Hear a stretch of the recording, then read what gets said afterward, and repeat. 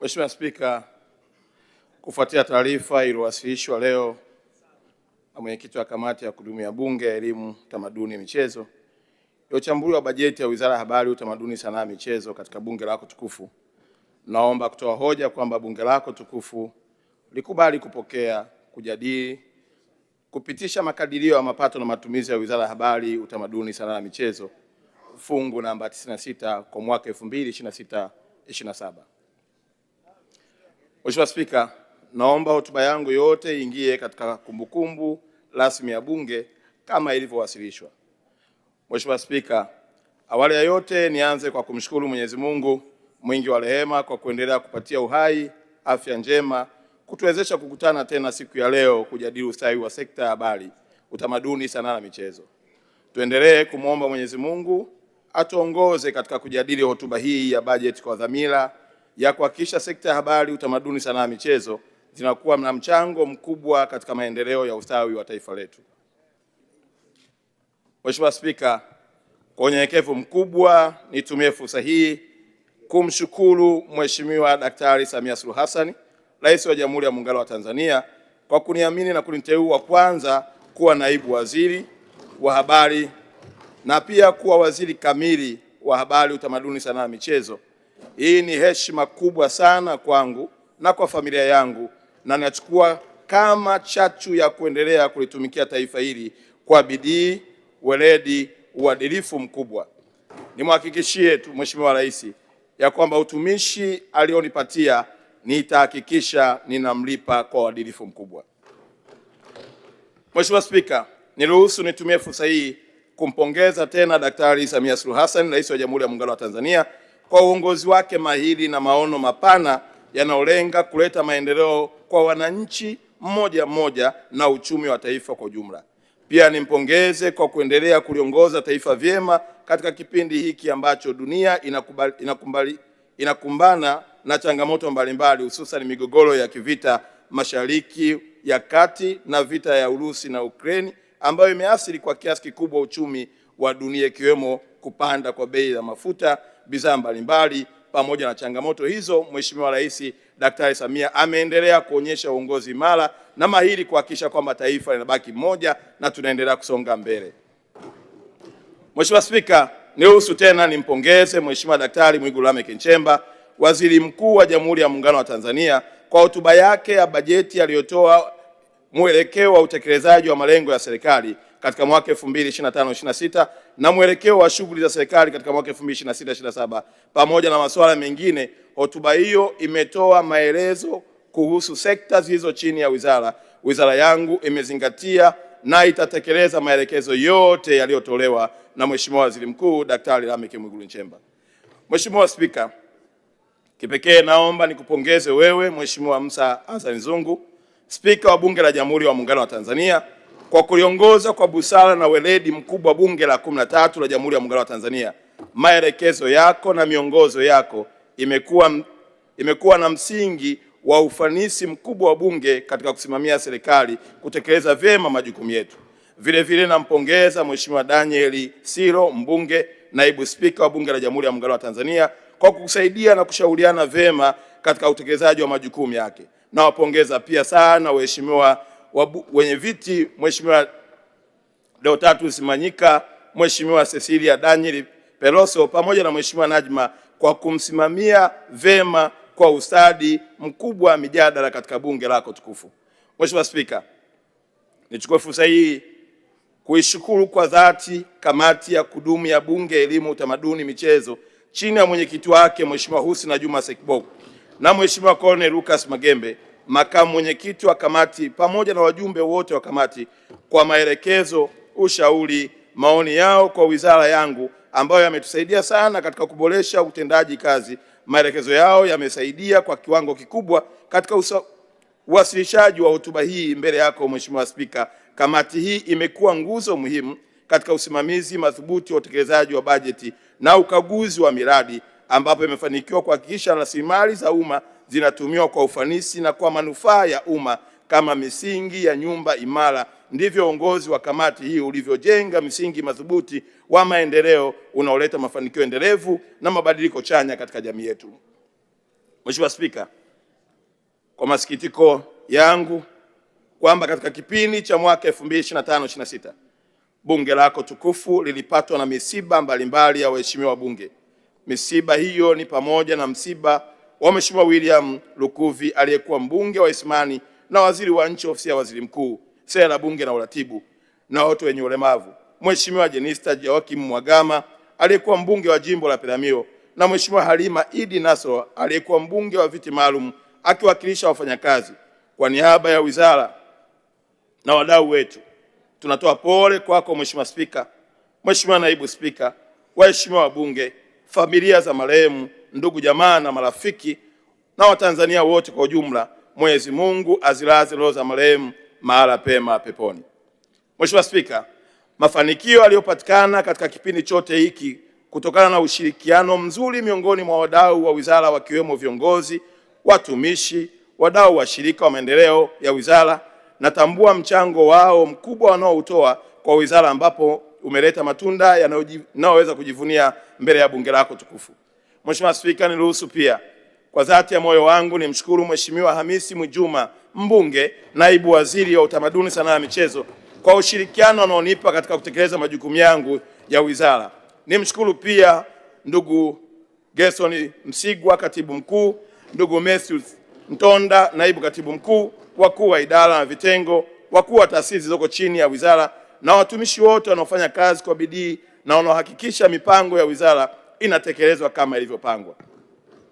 Mheshimiwa Spika, wizara hii ni muhimili wa maendeleo ya jamii ya taifa kwa ujumla, ambavyo kwa maeneo mengine naweza kusema ni wizara yenye ushawishi, yani soft power ya nchi hii, taifa letu, na kulitambulisha kwa mataifa ya sekta habari imekuwa na mchango mkubwa katika kuhabarisha, kuelimisha, kuburudisha na kuhakikisha kuwa wananchi wanapata taarifa mahususi zinazowawezesha kushiriki kikamilifu katika maendeleo ya nchi yetu. Aidha, utamaduni wetu ni uti wa mgongo wa taifa letu.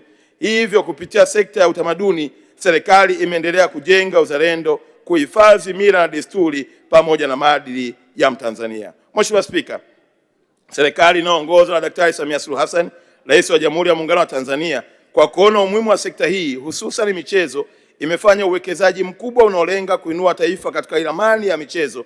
Mheshimiwa Rais amewekeza zaidi ya shilingi trilioni 1.2 katika michezo, ikiwa ni sehemu ya kuifanya Tanzania kwa mwenyeji wa AFCON 2027. Uwekezaji huu upo katika timu ya taifa, uendeshaji wa michezo pamoja na miundombinu mbalimbali. Mheshimiwa Spika, mapitio ya utekelezaji wa majukumu kwa kipindi cha mwaka 2025-26, mapato na matumizi ya wizara. Mheshimiwa Spika, katika mwaka wa fedha 2025-26 wizara ilikadiri kukusanya shilingi bilioni 1,036,000, ambapo hadi kufikia mwezi Aprili 2026 shilingi milioni 699,706,093 sawa na 67.5% ya lengo la mwaka lilikusudiwa zimekusanywa. Mheshimiwa Spika, kwa upande wa taasisi zilizo chini ya wizara, kiasi kilichokadiriwa kukusanywa ilikuwa shilingi bilioni 40,295,192, ambapo hadi mwezi Aprili 2026 shilingi bilioni 17 na milioni 20,636 sawa na 42% ya lengo zilikuwa zimekusanywa. Bajeti ya wizara na mtiririko wa fedha. Mheshimiwa Spika, katika mwaka wa fedha 2025-26 wizara iliidhinishiwa bajeti yenye jumla ya shilingi bilioni 519,673,073. Kati ya fedha hizo mishahara ilikuwa bilioni 33,408,000, matumizi mengine ilikuwa shilingi bilioni 28 na milioni 65, na miradi ya maendeleo ilikuwa bilioni 458,190,788. Mheshimiwa Spika, hadi mwezi Aprili 26 wizara ilikuwa imepokea jumla ya shilingi bilioni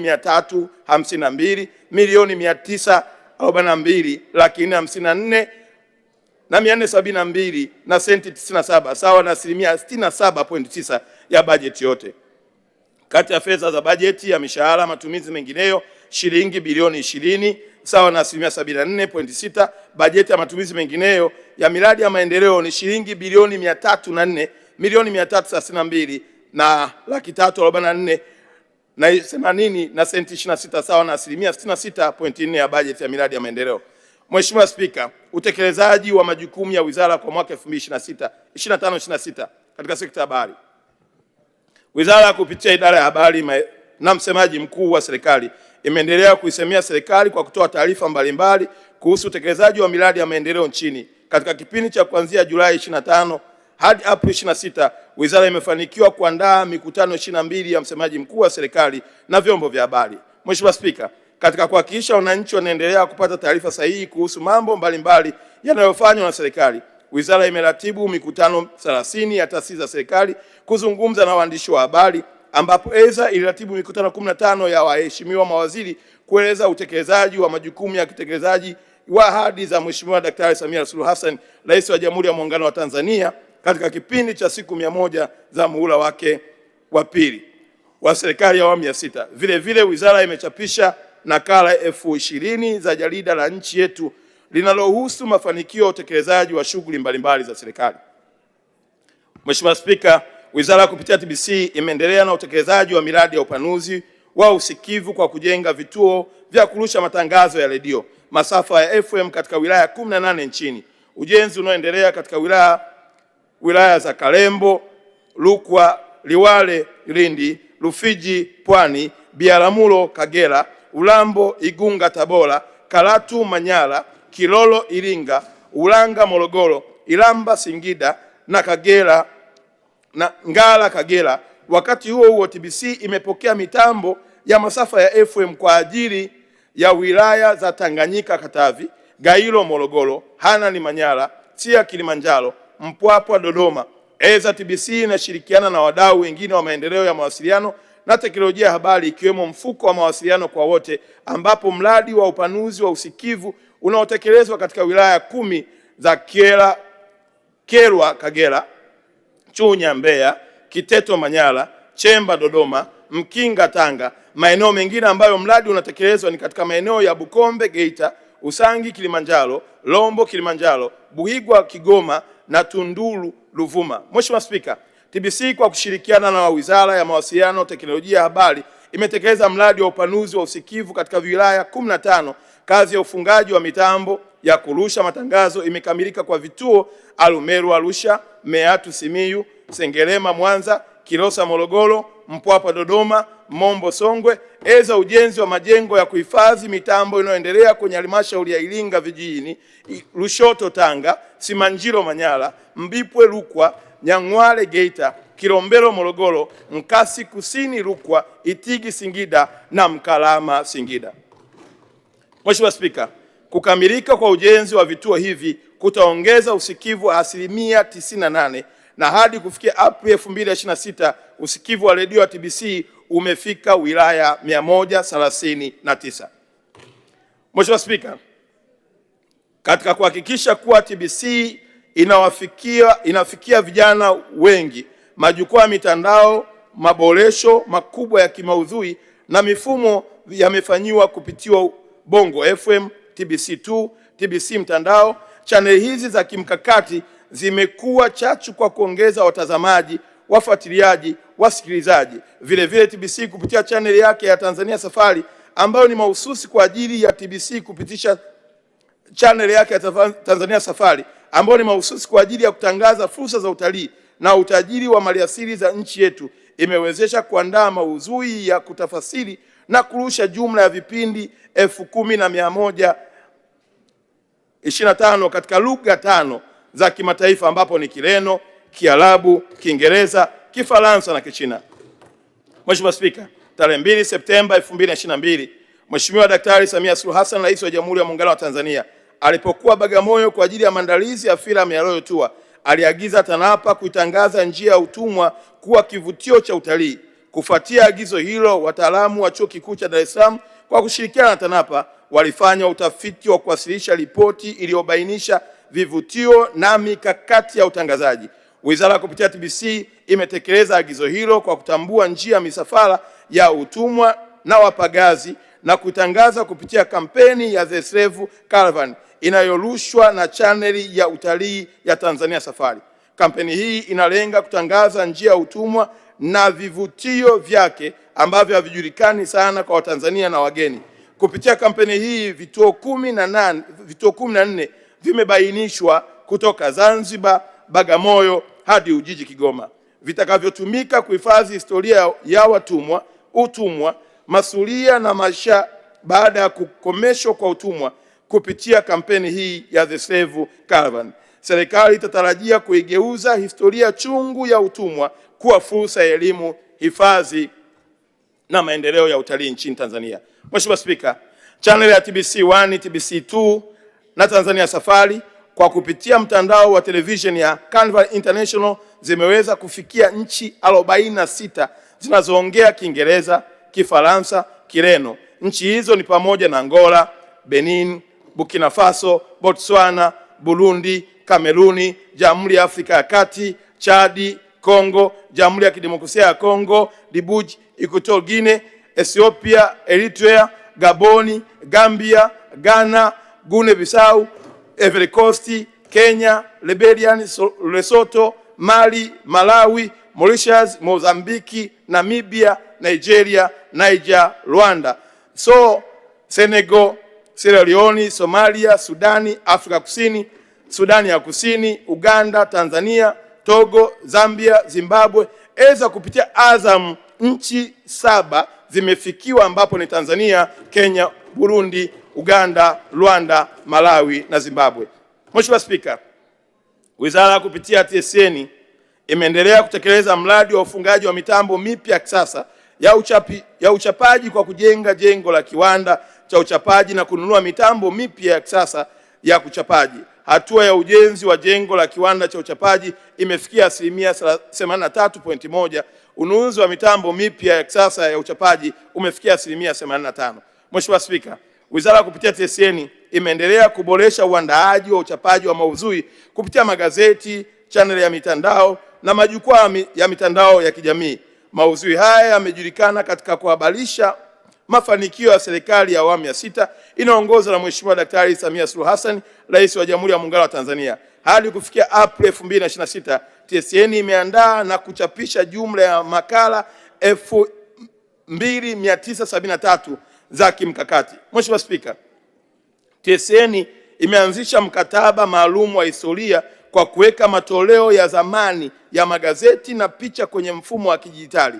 Jumla ya matoleo 12,600 ya Daily News na Habari Leo, picha zaidi ya 2499 na makala maalum zaidi ya 2100 zimepatiwa alama ya utambuzi na mfumo huu umehifadhi nyaraka zote muhimu zinazohusu historia ya nchi, historia kuhusu viongozi wakiwemo waasisi wa taifa, historia ya harakati ya ukombozi wa uhuru kwa nchi za kusini mwa Afrika na historia kuhusu masuala ya kidiplomasia. Kutokana na maktaba hii ya TSN kuhifadhi nyaraka na kumbukumbu za kihistoria, kampuni imefanikiwa kuwa chanzo kikuu cha taarifa kwa ajili ya kitabu cha Rais wa awamu ya 3 hayati Benjamin William Mkapa, Rais wa awamu ya 2 hayati Ali Hassan Mwinyi, kitabu cha Muungano na picha zote zinazopamba ukumbi wa kimataifa wa mikutano ya Julius Nyerere. Katika hatua ya uimarishaji wa mfumo wa kidijitali, kampuni imeunda mfumo wa TSN Integrated Management Information System unaounganisha digital archive na tovuti ya kampuni ili kuwezesha kutoa huduma na kupata taarifa zote popote duniani. Mheshimiwa Spika, Bodi ya Ithibati ya Waandishi wa Habari katika kipindi cha Julai 2025 hadi 2026 imepokea maombi na kusajili waandishi wa habari 4139 kupitia mfumo wa Tai Habari, ambapo waandishi wa habari 3357 wenye vigezo vinavyoainishwa kwa mujibu wa sheria wamepatiwa ithibati.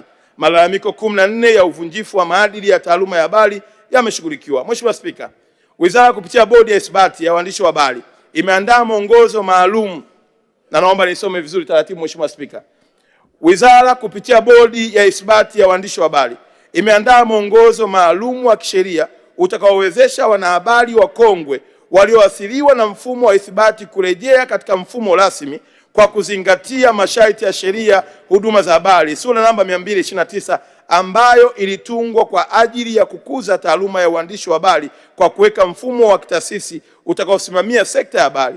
Mwongozo huu unaweka utaratibu wa kisheria wa kutambua na kuthibitisha umahiri wao kupitia tathmini maalum ya uzoefu, weledi na maadili ya taaluma na kuwawezesha kupata ithibati kwa mujibu wa sheria. Mheshimiwa Spika, kupitia mashirikiano kati ya Bodi ya Ithibati ya Waandishi wa Habari na Mfuko wa Utamaduni wa Sanaa wa Tanzania, serikali imeendelea kuwawezesha mitaji ya kukuza, kuendeleza na kuzalisha kazi zao za uboresha unaokidhi mahitaji ya soko kupitia mikopo yenye masharti nafuu. Katika kutekeleza hayo, Mheshimiwa Daktari Samia Suluhu Hassan, Rais wa Jamhuri ya Muungano wa Tanzania, ametoa shilingi bilioni 20 kwa ajili ya mfuko wa utamaduni, tayari bilioni 200 kwa ajili ya mikopo ya watengeneza maudhui mtandaoni, yaani content creator. Zimetoka kwa lengo la kuwasaidia kupata vitendea kazi na kuongeza uzalishaji wa kazi zao. Mheshimiwa Spika, Wizara kupitia mfuko wa utamaduni na sanaa imetoa mafunzo kwa watengeneza maudhui mtandaoni wenye lengo la kuwawezesha kutengeneza kazi zenye ubora kwa soko shindani la ndani na nje ya nchi. Mafunzo kwa awamu ya kwanza yametolewa kwa watengeneza maudhui mtandaoni 931, ambapo kati yao wanawake ni 574 sawa na 62% na wanaume ni 357 sawa na 38% kutoka mikoa mitatu: Dar es Salaam, Mwanza na Arusha.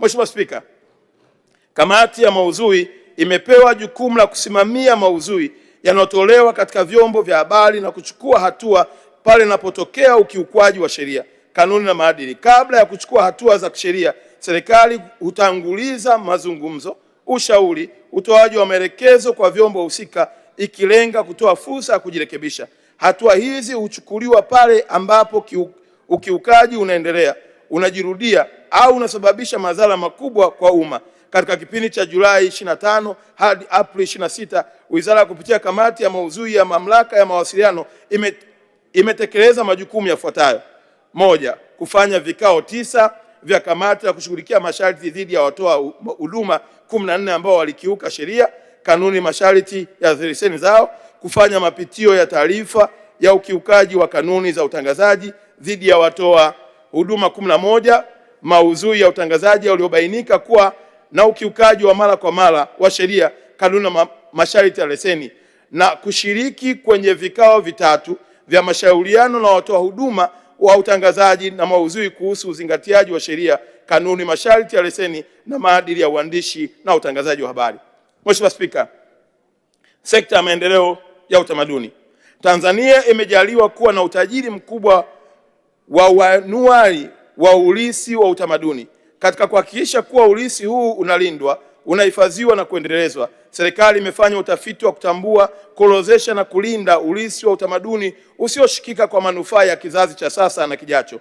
Utafiti huo uliofanyika kwa kushirikiana na wadau wa utamaduni ulijikita katika kutambua na kuorodhesha vazi la kanga kama moja ya alama muhimu ya utambulisho wa Utanzania na urithi wa utamaduni. Kufuatia utafiti huu, andiko la vazi la kanga liliwasilishwa Shirika la Umoja wa Mataifa Elimu ya Sayansi na Utamaduni UNESCO kwa lengo la kuingizwa kwenye orodha ya urithi wa dunia wa utamaduni usioshikika inayosimamiwa na shirika hilo. Manufaa ya kutambuliwa kwa urithi wa utamaduni wa Tanzania katika orodha ya urithi wa dunia ni pamoja na kuongeza hadhi ya utamaduni wa kimataifa, kupata fursa ya ufadhili wa uendelezaji wa uhifadhi wa urithi kutoka kwenye mifuko ya kimataifa inayoratibiwa na UNESCO, kutangaza urithi wa utamaduni wa Tanzania pamoja na utalii wa kiutamaduni duniani. Mheshimiwa Spika, jitihada nyingine zilizofanywa na serikali kupitia wizara ni kukamilisha uandaaji wa mwongozo wa kitaifa wa kulinda urithi wa utamaduni usioshikika, yani National Framework for Safeguarding Intangible Cultural Heritage. Katika kukubaliana na swala la mmomonyoko wa maadili nchini, umeandaliwa mkakati wa taifa wa kukabiliana na mmomonyoko wa maadili nchini. Mbali na mkakati huo, kupitia televisheni ya taifa TBC kumeanzishwa kipindi maalumu cha maadili, uzalendo na utaifa kinachojulikana kwa jina la Sisi ni Tanzania. Kipindi hiki ni mahususi kwa ajili ya kukumbusha umma wa Watanzania kuhusu umuhimu wa kurejea kwenye misingi ya maadili, mila, desturi, miko na uzalendo na uadilifu wa taifa letu. Mheshimiwa Spika, ili kuhakikisha Kiswahili kinaendana na mabadiliko ya teknolojia, wizara kupitia BAKITA imeandaa kongoo ya Kiswahili ya taifa, yaani KOKITA, Kwa kipindi cha Julai 25 hadi Aprili 26, BAKITA imehariri na kuingiza maneno milioni 22 katika kongoo ya Kiswahili ya taifa, ambapo hadi Aprili 2026 kongoo hiyo ina jumla ya maneno milioni 61 na lengo ni kufikisha maneno milioni 100. Kongoo hii itakuwa daraja la kuongeza ufanisi wa Kiswahili katika teknolojia ya kompyuta, hususan katika matumizi ya akili unde, yani AI. Pia baraza linaendelea kukuza ushirikiano na wadau mbalimbali wakiwemo taasisi ya Mozilla ili kuwezesha kuimarisha Kiswahili katika teknolojia. Mheshimiwa Spika, Wizara kupitia BAKITA imeongoza umma wa wazungumzaji wa Kiswahili, wadau wapenzi wa Kiswahili Afrika na duniani kote kushuhudia hatua kubwa ya Kiswahili kukubalika kwa lugha rasmi ya mkutano mkuu wa Shirika la Umoja wa Mataifa Elimu, Sayansi na Utamaduni UNESCO. Kiswahili ni lugha ya kwanza ya Afrika kupata hadhi hiyo, na hivyo yalijiri katika mkutano mkuu wa 43 wa shirika hilo. Mheshimiwa Spika, Oktoba hadi Novemba 13, 2025. Kwa muktadha huo, Kiswahili sasa ni lugha rasmi ya Jumuiya ya Afrika Mashariki, Jumuiya ya Maendeleo kwa nchi ya Kusini mwa Afrika, Umoja wa Afrika, Umoja wa Wazalishaji Almasi Afrika na UNESCO. Vile vile Kiswahili ni lugha ya pekee ya Afrika iliyotengewa siku ya kuadhimishwa ambapo ni tarehe 7 Julai kila mwaka. Katika hatua nyingine, wizara kupitia BAKITA imefanya kikao na UNESCO pamoja na wadau wa maudhui ya mitandaoni kuhusu nafasi ya Kiswahili katika mitandao mikubwa ya kijamii, yani Meta, TikTok na Google, ili wapanue nafasi ya Kiswahili katika mitandao hiyo na hivyo kuongeza ajira na kipato kwa waandaaji wa maudhui kupitia mitandao ya kijamii. Mheshimiwa Spika, katika kuelekea mashindano ya Kombe la Mataifa ya Afrika, yani AFCON, serikali kupitia BAKITA inaendelea na shughuli ya usanifishaji wa islahi za michezo, ambapo hadi sasa jumla ya islahi 420 za michezo zimesanifishwa. Mheshimiwa Spika, wahenga wanasema asiyefahamu lugha hafahamu mila.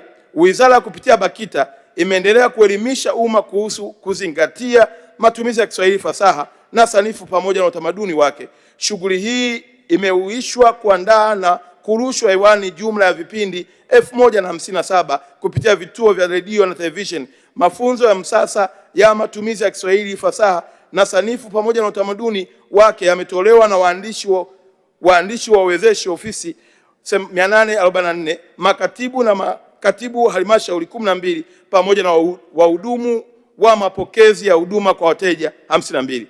Mheshimiwa Spika, baraza limeandaa na kufanya kongamano la 5 la idhaa zinazotangaza kwa Kiswahili duniani ikiwa na kauli mbiu tasnia ya habari, misingi ya maendeleo ya Kiswahili duniani. Lengo kuu la kongamano la idhaa ni kuimarisha uhusiano wa taasisi za Kiswahili na vyombo vya habari ambavyo vinatekeleza jukumu kubwa la kukikuza na kukieneza Kiswahili ndani na nje ya nchi. Kongamano hilo lilifanyika katika kituo cha mikutano cha kimataifa cha Arusha ISCC jijini Arusha tarehe 24 hadi 27 Machi 2026.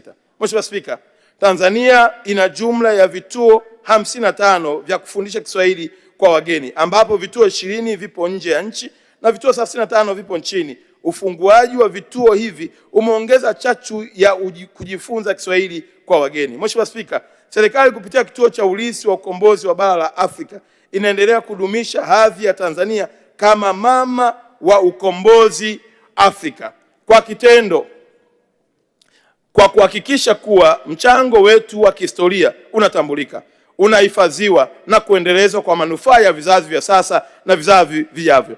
Katika kuonyesha dhamira hiyo, tunamshukuru sana Mheshimiwa Daktari Samia Suluhu Hassan, Rais wa Jamhuri ya Muungano wa Tanzania, kwa uamuzi wake wa kimkakati wa kutekeleza mradi wa ujenzi wa makao makuu ya ulisi wa ukombozi wa bara la Afrika kama ilivyoazimiwa na Umoja wa Afrika. Hatua hii inaakisi uongozi thabiti na dira ya kulinda historia ya taifa letu, huku tukiiweka katika nafasi ya kimataifa kama kitovu cha kumbukumbu za ukombozi wa bara la Afrika. Mheshimiwa Spika, katika hatua ya utekelezaji, wizara kupitia kituo imetenga eneo lenye ukubwa wa hekari 426.6 katika wilaya ya Kongwa mkoani Dodoma kwa ajili ya ujenzi wa kituo kikuu cha uhifadhi wa urithi wa ukombozi wa bara la Afrika kitakachokuwa ni sehemu ya taasisi ya Umoja wa Afrika. Eneo hilo liko tayari na tumeshakamilisha kupatiwa hati, hatua inayoweka msingi imara wa utekelezaji wa mradi huu wa kimkakati wa kimataifa na kibara. Mheshimiwa Spika, katika sekta ya sanaa, natoa shukrani za dhati kwa Mheshimiwa Daktari Samia Suluhu Hassan, Rais wa Jamhuri ya Muungano wa Tanzania, kwa uongozi wake madhubuti na juhudi zake zinazopelekea kufanikisha Tanzania kupata heshima kubwa kuwa mwenyeji wa mashindano makubwa zaidi ya ulimbwende duniani, yani Miss World. Na Mheshimiwa Spika, kama unavyoona pale jukwaani kwenye gara yako upande wako wa kulia, utakapopata nafasi ya kutambulisha, tunao tayari walembo wameingia ndani ya bunge lako tukufu ili kushuhudia jitihada na kazi kubwa inayofanywa na Daktari Samia.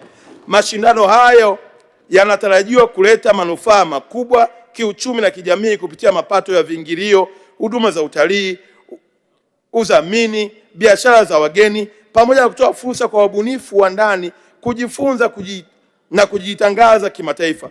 Aidha, tukio hili litasaidia kuitangaza Tanzania duniani kama kitovu cha utalii wa asili na utamaduni, kuimarisha diplomasia ya kimataifa, kudhibitisha usalama wa nchi kwa wageni. Mashindano ya Miss World Tanzania 2026 yaliyofanyika tarehe 19 Aprili, ambapo mlimbwende Leticia Sawe aliibuka mshindi na ataiwakilisha Tanzania katika mashindano yatakayofanyika Vietnam mwezi Septemba 2026, ambapo Tanzania inatarajia kukabidhiwa rasmi bendera ya uwenyeji kwa mwaka 2027.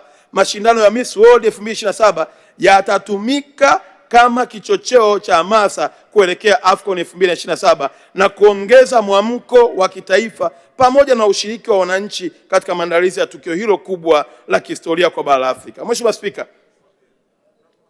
mashindano haya ya Miss World ambayo Mheshimiwa Rais amefanikisha kuleta Tanzania katika nchi 54 za bara la Afrika, Tanzania ni nchi ya pili kuwa mwenyeji wa mashindano haya, ukitoa nchi ya kwanza ambayo ilikuwa ni South Africa.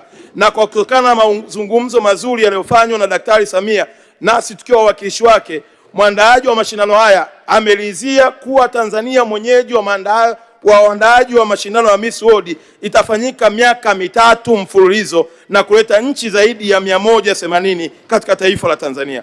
Mheshimiwa Spika, wizara iliratibu tamasha la Chani Sengeli lililofanyika tarehe 2 Agosti 2025 katika eneo la nje la uwanja wa Benjamin Mkapa, ikiwa ni sehemu ya sherehe za uzinduzi wa mashindano ya kombe la mataifa ya Afrika kwa wachezaji wa ligi ya ndani. Tamasha hili lilikuwa na mafanikio makubwa ambapo zaidi ya wasanii 30 wa mziki wa Sengeli walipata fursa ya kutumbuiza. Kupitia jukwaa hili, mziki wa Sengeli uliweza kutangazwa kimataifa kama sehemu ya utambulisho wa utamaduni wa Tanzania. Sambamba na hilo, serikali imeendelea kuratibu tamasha la Sengeli Music Festival. Tamasha hili linatarajiwa kufanyika tarehe 30 Mei 2026. Linalenga kutumika kama jukwaa la kuhamasisha ushiriki wa wananchi katika mashindano ya AFCON 2027. Mheshimiwa Spika, Bodi ya Filamu Tanzania imeratibu tamasha na tuzo za filamu. Tamasha hilo lenye dhima ya filamu ni biashara, lilohusisha matukio kama midahalo, washa na mafunzo kwa wadau ya filamu na michezo ya kuigiza, lilifanyika jijini Dar es Salaam kuanzia tarehe 3 Julai hadi 16 Agosti 2025, ambapo jumla ya wadau 1600 walishiriki, zikiwemo nchi za Zambia, Jamhuri ya Kidemokrasia ya Kongo, Kenya, Somalia, Uganda, Rwanda na nchi kutoka nje ya Afrika ambazo ni Uswizi na Marekani. Tamasha hilo lilihitimishwa kupitia kilele cha usiku wa tuzo wa filamu kilichofanyika tarehe 14 Februari 2026 jijini Dar es Salaam, ambapo jumla ya wadau 1226 walishiriki. Jumla ya tuzo 28 zilitolewa kama tamasha katika tamasha hilo. Mheshimiwa Spika, KOSOTA inaendelea kufuatilia ukusanyaji wa tozo ya haki miliki, yani copyright levy. KOSOTA inaratibu mgao wa fedha zinazotokana na tozo ya haki miliki, ambapo jumla ya shilingi milioni 988 na 656 na 1,003 na senti 62 sawa na 60% ya makusanyo yote ya shilingi bilioni 1 na milioni 647 na laki 6 na 60,173 na senti 20 yalifanyika kuanzia Septemba 2023 hadi Juni 2025. Zinatarajiwa zitagawiwa kwa wabunifu wa kazi za sanaa na uandishi.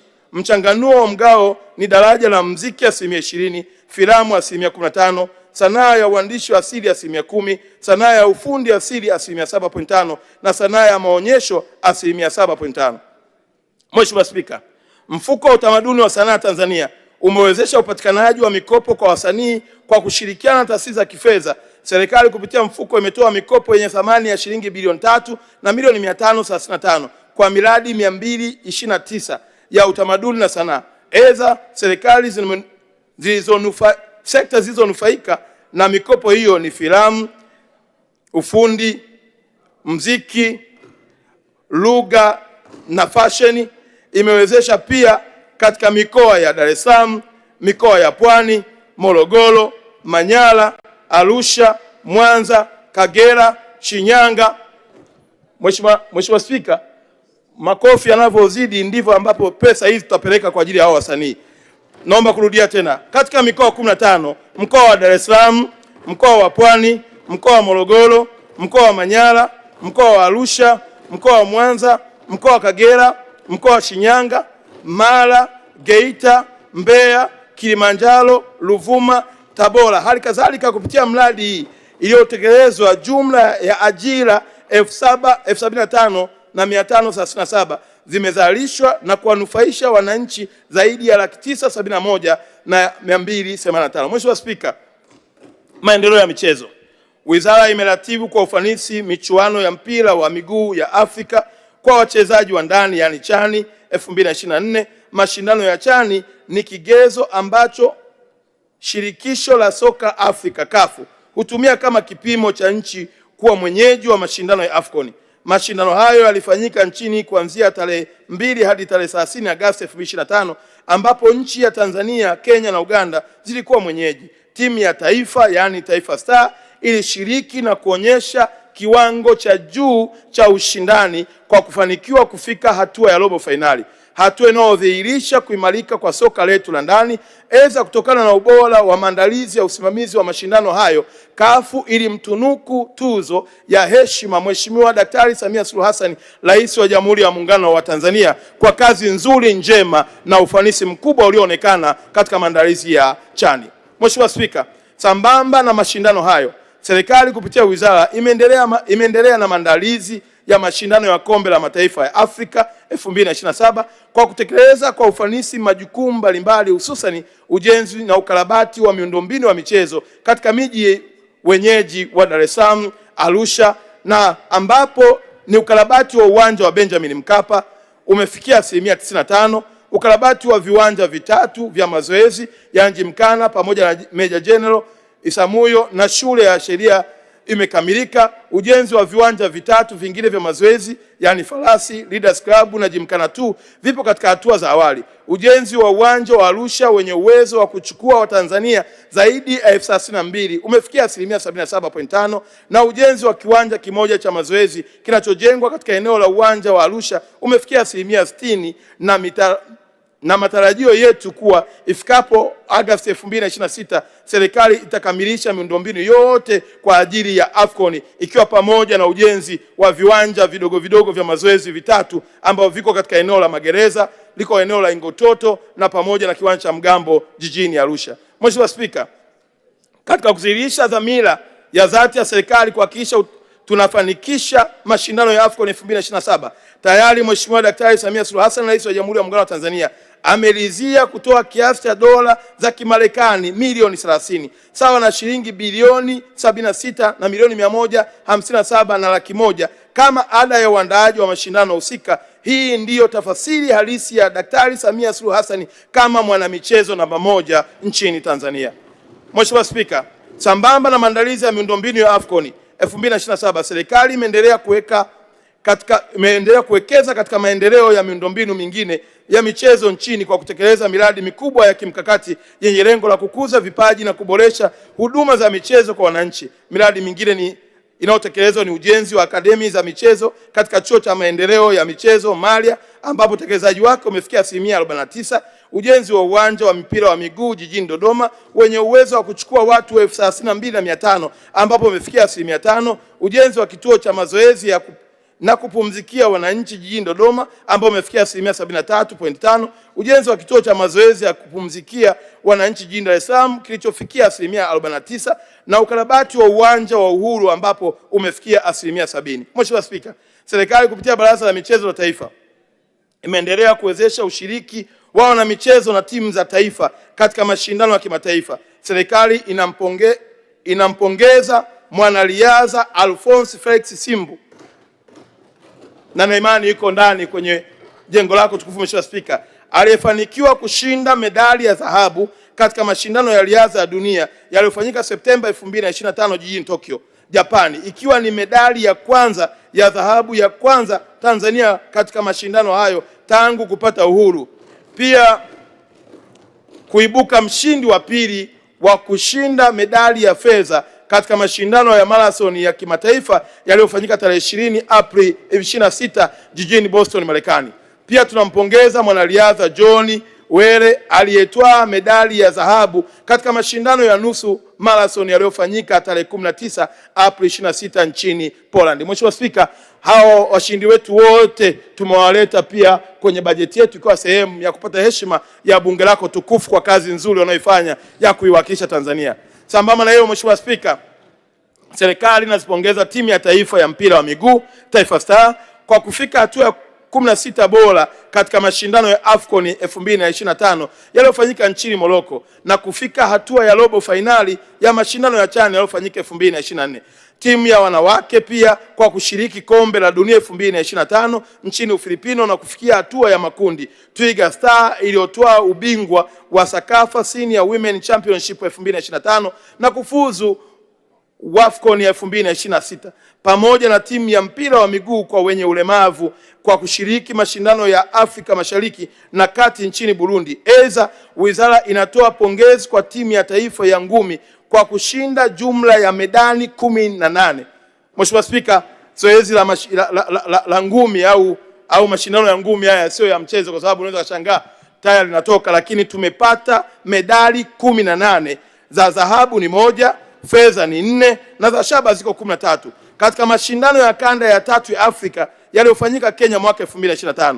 Timu ya mpira wa kikapu ya Dar City iliyoshiriki mashindano ya kikapu Afrika yaliyofanyika nchini Afrika Kusini na kufanikiwa kufuzu kucheza fainali ya mashindano hayo itakayofanyika nchini Rwanda Mei 26. Mheshimiwa Spika, na hii pia timu ya Dar City ni katika historia ya taifa letu hatujawahi kuwa na timu iliyoshiriki katika mashindano ya basketball, ambapo sasa Dar City imechukua nafasi hiyo ya kuiwakilisha Tanzania na kupeperusha bendera vyema huko duniani na kuingia katika mashindano yanayokwenda kufanyika nchini Rwanda. Mheshimiwa Spika, naomba pia kumleta kwako na kwa bunge lako tukufu bondia Ibrahim Krasi aliyepigana na kuipata mikanda miwili ya WBC na WBO.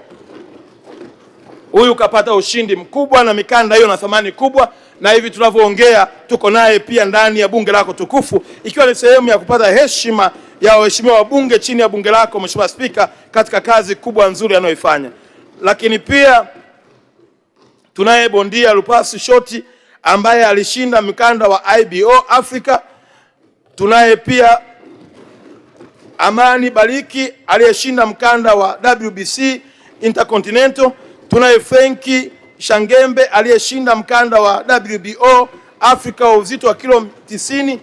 Yusufu Changalawe ameshinda mkanda wa WBC Afrika. Halima Vunjabei aliyeshinda mkanda wa PST.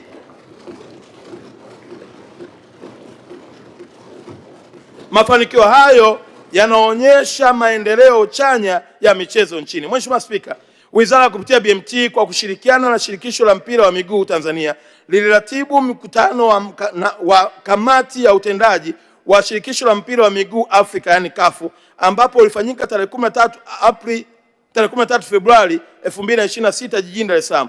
Mkutano huo uliwaleta pamoja vigogo wa soka barani Afrika ukiwa na lengo la kujadili na kuweka mikakati ya kukuza vipaji, kuimarisha ushindani wa vilabu na timu za taifa, pamoja na kuongeza uwekezaji katika miundombinu ya mpira wa miguu. Tanzania, kwa kuwa mwenyeji wa mkutano huo, ni kielelezo cha uwezo wa nchi yetu kuandaa mikutano mikubwa na umeongeza hadhi ya Tanzania katika ramani ya soka Afrika, hususan wakati wa mataifa kujadili na fainali za AFCON 2027. Ujio wa viongozi hao unaweka wazi kuwa nchi yetu inazidi kuaminiwa kama kitovu cha maamuzi makubwa ya michezo barani Afrika. Mheshimiwa Spika, maelezo ya kina kuhusu utekelezaji wa majukumu ya wizara kwa mwaka 2025-26 yanapatikana katika ukurasa wa 13 hadi ukurasa wa 148 wa kitabu cha hotuba yangu. Mheshimiwa Spika, mpango wa bajeti wa mwaka 2026-27. Mheshimiwa Spika, katika mwaka wa fedha wizara na taasisi zake kwa kushirikiana na wadau utekelezaji wa jukumu mbalimbali kwa kuzingatia dira ya taifa ya maendeleo ya 2050, mpango wa 4 wa maendeleo ya taifa miaka mitano, ilani ya uchaguzi wa Chama cha Mapinduzi, maelezo ya Mheshimiwa Daktari Samia Suluhu Hassan, Rais wa Jamhuri ya Muungano wa Tanzania, alipohutubia Bunge la Jamhuri ya Muungano wa Tanzania tarehe 14 Novemba 2025, maelekezo ya hotuba ya Mheshimiwa Waziri Mkuu Daktari Lameck Mwigulu Nchemba kuhusu mwelekeo wa kazi za serikali 2026-27, mpango wa mkakati wa wizara, malengo ya Umoja wa Mataifa kuhusu maendeleo endelevu ya mwaka 2030 na sera, sheria, miongozo mbalimbali na sekta za habari, utamaduni, sanaa, michezo. Mheshimiwa Spika, kutokana na muda naomba uniruhusu niende kwenye ukurasa wa 15. Mheshimiwa Spika, kuelekea mashindano ya AFCON 2027 yatakayofanyika kuanzia tarehe 19 Juni hadi 17 Julai 2027, wizara imejipanga kikamilifu kwa kushirikiana na wadau wote kuhakikisha kwamba mashindano haya si tu yanafanyika bali yanaweka historia na alama isiyofutika kwa taifa letu. Tayari tunazo kamati mbalimbali za uratibu kitaifa na kimataifa. Katika hili nimshukuru sana Mheshimiwa Daktari Mwigulu Lameck Nchemba, Waziri Mkuu wa Jamhuri ya Muungano wa Tanzania, ambaye ndio mwenyekiti wa kamati kuu ya kitaifa ya waheshimiwa mawaziri wote kwa kushirikiana na wadau mbalimbali. Mheshimiwa Spika, pamoja na miundombinu iliyoelezwa hapo awali, tayari serikali imewaunganisha pamoja wadau katika sekta ya utalii na ukarimu, hususan migahawa, hoteli na huduma za malazi, huduma za usafiri na usafirishaji, magari, treni, ndege, meli, na utaendelea kuona namna ambavyo picha tulivyoziandaa ndivyo ambavyo muonekano wa maandalizi yetu na magari yetu ikiwa pamoja na ndege na treni zitakapoweza kuonekana.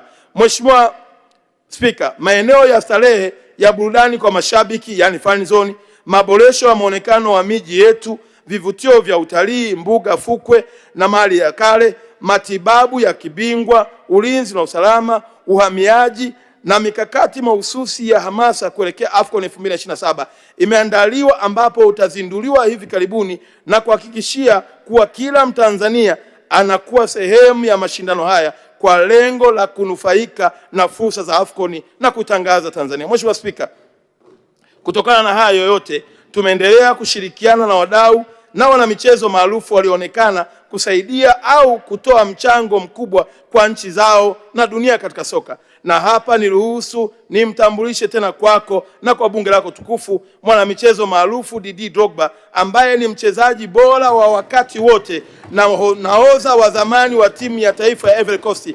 Pia amewahi kutumikia vilabu vikubwa vya mpira wa miguu duniani ikiwemo Chelsea na ni mmiliki wa klabu ya Phoenix Rising ya Marekani. Uwepo wake leo ni uthibitisho tosha kwa namna gani serikali imeamua kuitumia AFCON 2027 kuitangaza taswira ya Tanzania kimataifa. Mheshimiwa Spika, maelezo ya kina kuhusu mpango wa bajeti wa wizara kwa mwaka 2026-27 yanapatikana katika ukurasa wa 151 hadi 173 kitabu cha hotuba yangu. Mheshimiwa Spika, shukrani. Kabla ya kuhitimisha hotuba yangu, nitumie nafasi hii kuwashukuru wadau mbalimbali ambao kwa namna moja au nyingine wamechangia kufanikisha utekelezaji wa majukumu ya Wizara ya Habari, Utamaduni, Sanaa na Michezo. Ushirikiano na misaada yao ya kifedha, kiufundi na kitaaluma imekuwa nguzo ya mafanikio yaliyopatikana katika mwaka 2025-26. Wadau hao ni pamoja na nchi wahisani, mashirika mbalimbali ya kimataifa, taasisi za fedha, vyombo vya habari, taasisi za hiari zilizokuwa za kiserikali. Na Mheshimiwa Spika, sio rahisi kuwataja wote, lakini kwa upekee nitambue mchango wa kampuni ya Azam Media, na leo tuko naye ndugu yetu Bwana Yahaya akiwa anawakilisha, na Mighty Choice Tanzania katika kupeleka Kiswahili kwenye nchi zenye wazungumzaji wengi wa Kifaransa. Mheshimiwa Spika, kwenye upande wa michezo ni ukweli usiopingika ya kwamba Azam imetoa mchango mkubwa sana wa kukuza sekta ya michezo, na kwa kazi kubwa tunayoendelea kuifanya, tunao mpango wa kuwatambua kama wachangiaji wakubwa na wawezeshaji wa kuifanya Tanzania endelee kuonekana. Lakini sambamba na hivyo, nimesema hapa Azam, lakini nimesema Mighty Choice Tanzania, hawa wametusaidia sana kufanya uwezekano wa Kiswahili chetu kuwa sehemu ya habari kwenye nchi zinazozungumza Kifaransa. Mamlaka ya Mawasiliano Tanzania TCRA, benki ya NMB, CRDB, NBC, mfuko wa mawasiliano kwa wote, shirikisho la mpira wa miguu Tanzania TFF, 361 Degree Africa Limited, serikali ya mji wa Busan nchini Korea Kusini, shirika la Umoja wa Mataifa la elimu ya sayansi utamaduni UNESCO, na kituo cha sanaa na utamaduni cha Alliance Francis. Mheshimiwa Spika, kwa mara nyingine tena nilimshukuru sana kwa dhati ya moyo wangu Daktari Samia Suluhu Hassan, Rais wa Jamhuri ya Muungano wa Tanzania, kwa maono yake, maelekezo na miongozo yake katika utekelezaji wa majukumu ya sekta ya habari, utamaduni, sanaa na michezo. Wizara hii tunakiri kuwa tunadaiwa matokeo, na Mheshimiwa Rais amemaliza kazi yake. Nimhakikishie kuwa katika kipindi alichoniamini kusimamia majukumu haya sitamwangusha. Watanzania tuendelee kumwombea kwa Mwenyezi Mungu Rais wetu wa Jamhuri ya Muungano wa Tanzania Daktari Samia Suluhu Hassan, Mungu amjalie afya njema ili aendelee kutuongoza vyema. Mheshimiwa Spika, niwashukuru viongozi wa dini wa madhehebu yote wanaoendelea kuliombea taifa letu, na wengine leo wapo wakiongozwa na viongozi wa dini wa mkoa wa Arusha.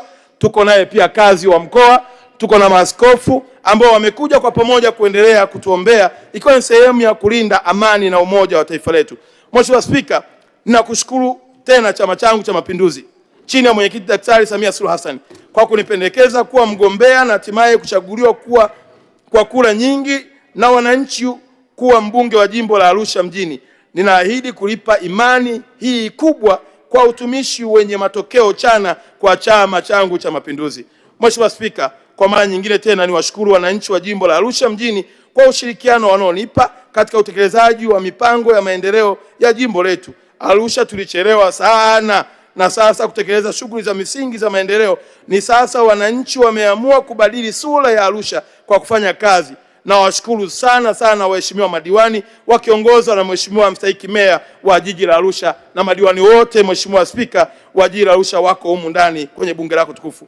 Mheshimiwa Spika, kufikia kwangu hapa leo, wapo watu ambao Mwenyezi Mungu kwa kusudi lake aliwatumia katika namna moja au namna nyingine.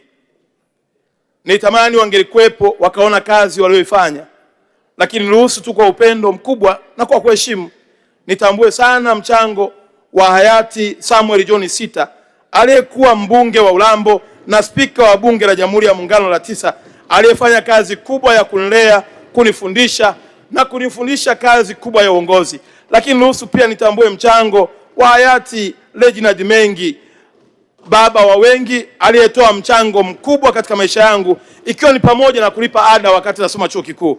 Lakini naomba nitambue pia mchango wa marehemu Bernard Membe, aliyekuwa mbunge wa Mtama na waziri wa mambo ya nje, ambaye yeye naye pia ni miongoni mwa watu waliofanya kazi kubwa ya kunilea na kunifundisha kazi ya uongozi. Sambamba na hilo, Mheshimiwa Spika, leo tunaye kaka yangu Mambalaswa akishirikiana na Dr. Harrison Mwakembe ambao walifanya kazi kubwa ya kuwa makaka wa kunilea na kunifikisha hapa leo nilipofika. Matokeo haya tunayoona, Mheshimiwa Spika, ya kazi nilizozifanya katika nafasi mbalimbali nilizopewa ni michango yao isiyosahaulika ndani ya moyo wangu na maisha yangu. Mheshimiwa Spika, hotuba yangu leo itakuwa ni rahisi sana kutokana na matokeo ya jana.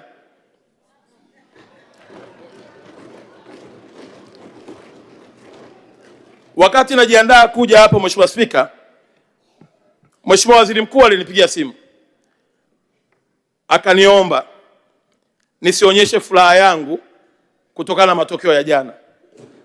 Nami nikamwambia Mheshimiwa Waziri Mkuu, matokeo ya jana sitaonyesha furaha yangu, lakini niruhusu nionyeshe furaha yangu ya matokeo ya Kombe la Muungano. Na kwa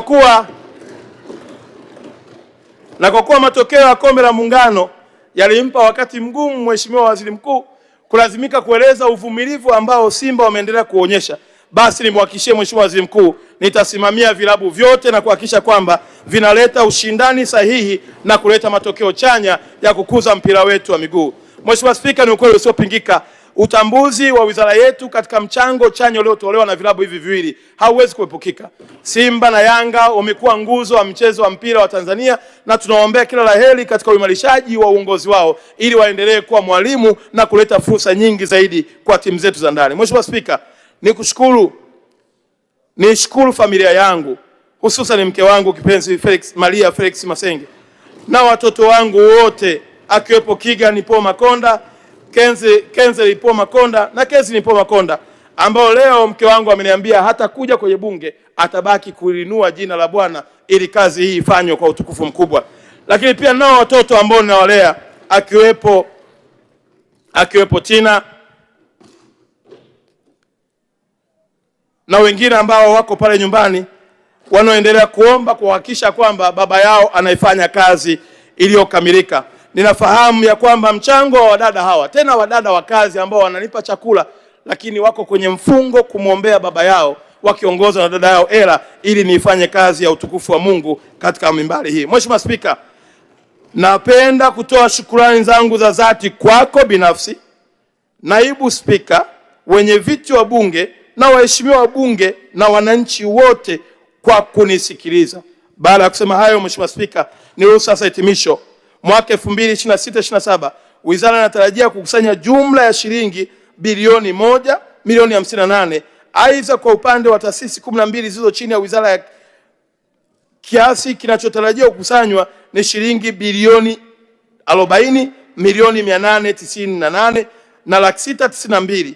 Mheshimiwa Spika, ili kutekeleza majukumu ya wizara katika mwaka wa fedha 2026/27, naomba bunge lako tukufu lilizie na kuidhinisha bajeti ya Wizara ya Habari, Utamaduni, Sanaa na Michezo kwa mwaka 2026/27 yenye jumla ya shilingi bilioni 525,327,857. Kati ya bajeti hiyo shilingi bilioni 39 na milioni 71,597,000 ni kwa ajili ya mishahara, shilingi bilioni 28 na milioni 65,472,000 ni matumizi mengineyo, na miradi ya maendeleo shilingi bilioni 458,190,778,000.